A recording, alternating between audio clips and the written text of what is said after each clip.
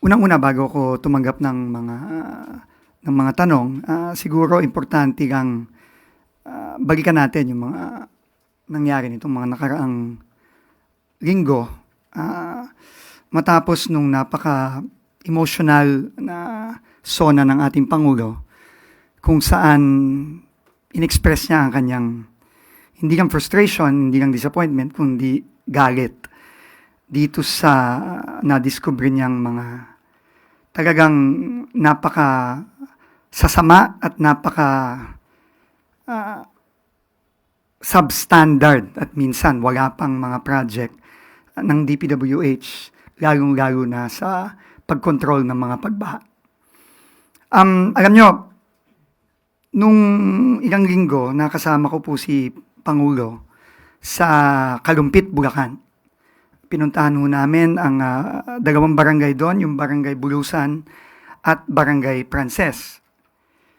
Doon po, nakita mismo namin ng ating mahal na Pangulo yung substandard at incomplete na flood control projects.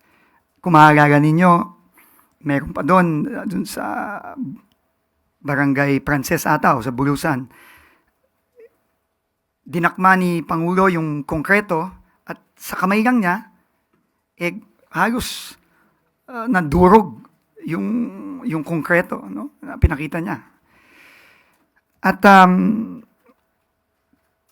talagang nakakagalit, no?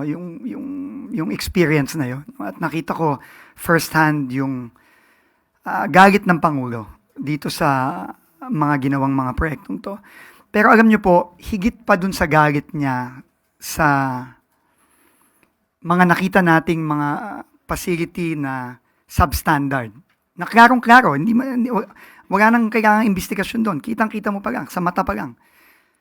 Maramdaman mo pa lang sa kamay mo na talagang substandard. More than that, I think ang pinaka ginalit ng Pangulo nung kinausap po namin yung mga kababayan natin na nakatira sa Bulusan at sa Prances, sa Kalumpit, Bulacan. Alam nyo, yung mga tao po doon, ang sabi nila sa Pangulo, Sir, kayo pa lang ang kauna-unahang national government official na nagpunta dito sa amin. Pero ito pong pagbaha, araw-araw po ito sa amin. Hindi po ito pagtag-ulan lang. Ito po ay daily life na namin, siguro mahigit kalahati ng taon. Ganun ang buhay namin. Sabi ng mga tao sa amin po ni Pangulong Marcos nung nandun kami. At doon ko talaga halos hindi ko na humapinta yung mukha ng ating Pangulo dahil yung sakit ng loob niya, nakita ko po at naramdaman ko nung nakausap niya yung mga kababayan natin doon. Alam niyo yung mga water line doon, nakikita mo na eh. Minsan naabot ng 5 feet eh.